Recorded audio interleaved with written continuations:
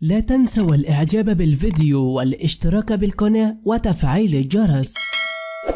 انهيار وبكاء الملك سلمان بن عبد العزيز على وفاة الأميرة جواهر بنت بندر، بحسب ما أفادت به عدة مصادر فأن وفاة الأميرة جواهر بنت بندر بن محمد بن عبد العزيز آل سعود جاءت نتيجة أزمة صحية علمت بها مؤخرا أدت إلى وفاتها في إحدى مستشفيات العاصمة الرياض، ولم يكشف الديوان الملكي تفاصيل إضافية حول طبيعة الأزمة الصحية. وعقب إعلان نبأ الوفاة تفاعل رواد مواقع التواصل الاجتماعي بكثافة، حيث نهارت الدعوات للفقيدة بالرحمة والمغفرة ولزويها بالصبر والسلوان. ونزل بيان تنعيا من الملك سلمان بن عبد العزيز حيث كتب فيه: البقاء لله. توفيت جواهر بنت بندر المعروفة بشهرتها الواسعة في السعودية. نطلب منكم ومن الشعب السعودي الكريم بالدعاء لها بالرحمة والمغفرة وليس أكثر من ذلك، وما عليكم إلا بالمتوفي إلا الدعاء له بالرحمة. جواهر بنت بندر بن محمد بن عبد العزيز آل سعود صلى عليها اليوم الخميس بعد صلاة العصر في جامع الإمام تركي بن عبد الله بمدينة الرياض، وحضر جنازتها عدد كبير من المهمين السعودية رحمها الله.